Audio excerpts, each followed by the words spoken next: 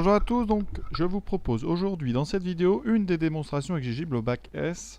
Donc sur la loi exponentielle, il y en a une première qui est la démonstration que l'espérance c'est 1 sur le paramètre. Ici on va démontrer la deuxième, c'est-à-dire le fait que la loi exponentielle est sans vieillissement ou avec absence de mémoire. Alors vous pouvez remarquer dans l'extrait du programme ici que cette démonstration est dans les colonnes qu'on appelle les colonnes donc commentaires.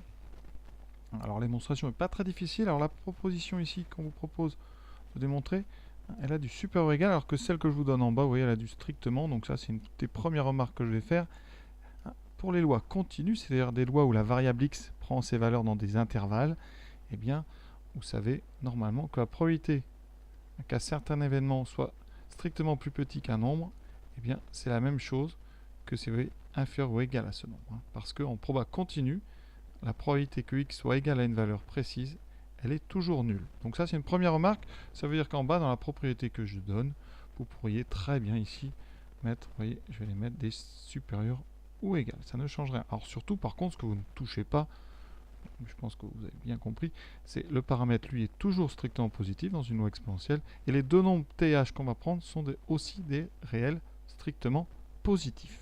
Deuxième remarque, sur le nom de la variable, alors moi, dans le cas général, je prends toujours la lettre grand X. Dans le cas d'une loi exponentielle, comme c'est souvent pour modéliser un temps, on prend très souvent la lettre T. Donc vous pouvez très bien avoir la même démonstration, c'est-à-dire qu'on va montrer que, eh bien, quel que soit T et H strictement positifs, eh bien, la probabilité que notre variable aléatoire grand T soit supérieur ou égal à petit t, pardon, la probabilité que grand T soit supérieur ou égal à T plus H, sachant que grand T est supérieur à T, eh bien, cette probabilité, elle vaut la même que la probabilité que grand T soit supérieur ou égal à H. Donc c'est ce qu'on va démontrer. La démonstration vraiment est très simple. Il faut par contre connaître sa définition de la probabilité conditionnelle, P de A sachant B. Alors P de A sachant B, c'est tout simplement P de A inter B sur P de B. Ça, c'est la première chose qu'il faut savoir pour faire cette démonstration. Et une deuxième chose à savoir, il faut connaître la formule quand on a une loi exponentielle, la formule de la probabilité que t soit supérieur ou égal à un nombre ici que je vais prendre b, avec b strictement positif. Cette probabilité, après calcul, vous regarderez dans les vidéos sur le cours, c'est exponentielle de moins lambda fois b. Donc on va l'appliquer beaucoup, c'est vraiment à partir de ça que la démonstration se fait. Alors on va rédiger ça proprement. Première chose, on prend donc un paramètre lambda strictement positif. On prend une variable aléatoire t qui suit, ce symbole, la loi donc exponentielle de paramètre lambda. Un E majuscule ici. Qu'est-ce qu'on peut dire? On sait d'après le cours là, que la probabilité que t soit supérieur ou égal à un nombre b, c'est exponentielle de moins lambda b. Ici, on prend notre nombre b avec b, un nombre strictement positif. On veut la probabilité donc que t soit supérieur ou égal à t plus h, sachant que grand T est supérieur ou égal à T. Alors ça, d'après le cours, donc sur les probas conditionnels, c'est la probabilité donc que T soit supérieur ou égal à T plus H, intersecté avec l'événement T supérieur ou égal à petit t. On peut mettre des parenthèses, ça surcharge un peu, mais c'est plus rigoureux. Et ensuite, on va diviser par la probabilité que T soit supérieur ou égal à T. Donc j'espère que vous avez bien suivi. Ça vient de P de A sachant B, je l'ai dit tout à l'heure, c'est P de A inter B sur P de B. Ici, vous voyez que B, c'est T supérieur ou égal à petit t, et A, c'est l'événement T supérieur ou égal à petit t plus H. On a bien ici A inter B, et dessous P de B. Alors, la chose qu'il faut comprendre, c'est tout simplement comment trouver l'intersection entre T supérieur ou égal à petit t plus H et t supérieur ou égal à petit t. Alors qu'est-ce que ça veut dire une intersection? Il faut que les deux événements soient vrais en même temps. Ça veut dire qu'en même temps, on doit avoir, comme un système, t doit être supérieur ou égal à t plus h, et en même temps, grand T doit être supérieur à petit t. Donc, comme t et h sont positifs, ceci équivaut tout simplement à ne garder qu'une seule des inéquations. À partir du moment où t est plus grand que t plus h, forcément que t est plus grand que petit t. Donc ici, on n'a même plus besoin d'ailleurs de l'accolade. Ça veut dire que tout ça se résume à t supérieur ou égal à t plus h. Alors un petit exemple pour ceux qui ont un petit peu de mal.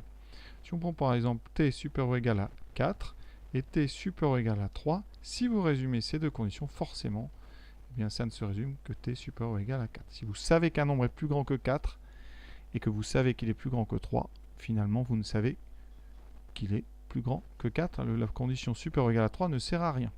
Donc ici, notre intersection, et c'est ça qui est intéressant, elle va se résumer tout simplement à t supérieur ou égal à t plus petit h. Vraiment, c'est parce que petit h et t sont positifs. Surtout là, que petit h est positif. Alors, dans notre calcul, ça veut dire que la probabilité qui est en haut se résume à la probabilité que grand T soit supérieur ou égal à petit t plus h. Et on divise par la probabilité que t soit supérieur ou égal à petit t. Et c'est là que je vais utiliser ce que j'ai dit tout à l'heure, la fameuse propriété, ici, probabilité que t soit supérieur ou égal à petit b. Ici, je vais appliquer d'abord pour petit b égale t plus h. Donc en haut, j'aurai exponentielle de moins lambda fois petit t plus h. Et on va diviser, donc ici par p de t plus grand que supérieur ou égal à t. Là, je l'applique maintenant pour petit b égale t. D'accord?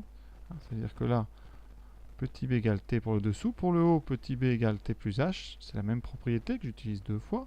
Et en bas, j'obtiendrai exponentielle de moins lambda petit t. Et là, les propriétés d'exponentielle sont capitales. En haut, on va enlever les parenthèses. Ça fait exponentielle de moins lambda t, moins lambda h, sur exponentielle de moins lambda t. Et vous savez que l'exponentielle d'une somme, c'est le produit des exponentielles. Et donc, vous voyez, on va en haut avoir exponentielle moins lambda t multiplié par exponentielle moins lambda petit h sur exponentielle moins lambda t. On simplifie, on trouve exponentielle de moins lambda h. Et si vous appliquez encore la même propriété avec petit b égale h, on trouve que ça, c'est la probabilité que grand T soit supérieur ou égal à petit h. Et donc, notre propriété, elle est démontrée. On a bien la probabilité que grand T est supérieur à t plus h, sachant que t est supérieur à petit t. Cette probabilité, elle vaut la probabilité que t soit supérieur ou égal à petit h. Et je finirai par une petite remarque sur l'indépendance des événements. Ici, on a p de t supérieur ou égal à petit t plus h inter t supérieur ou égal à petit t, qui vaut la probabilité que t soit supérieur ou égal à t plus h. Ce n'est pas toujours, et ça veut dire qu'ici, dans cet exemple précis, p de a inter b est égal à p de a. Vous voyez, c'est un cas particulier parce que b est à l'intérieur de a.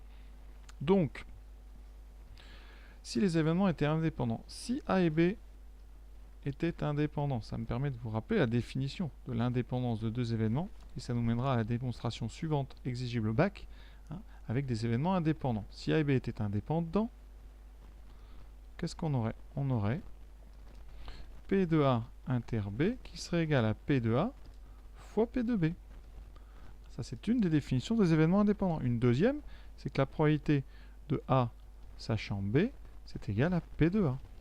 Et en fait, les deux sont dépendantes, puisque p de a sachant b, vous savez que c'est p de a inter b sur p de b. Vous voyez bien qu'en mettant b à droite, on a bien p de a inter b égale p de a fois p de b. Juste, ça me permet comme ça de vous amener sur une démonstration, la suivante dans cette série, sur l'indépendance de deux événements. Ici, dans notre sujet, les deux événements A et B ne sont pas du tout indépendants, puisque B, si la connaissance finalement de A vous donne entièrement la connaissance de B. Donc B est entièrement lié à A. Voilà. Alors la démonstration que je vous propose, c'est la 9e de cette série sur la démonstration exigible au bac, c'est la suivante. On va montrer que si A et B sont deux événements indépendants, je rappelle encore une fois la définition ici, eh bien les événements A et B bar sont indépendants. Voilà. Démonstration. Vous allez voir, c'est très rapide, donc c'est l'objet de la vidéo suivante si ça vous intéresse. À très bientôt.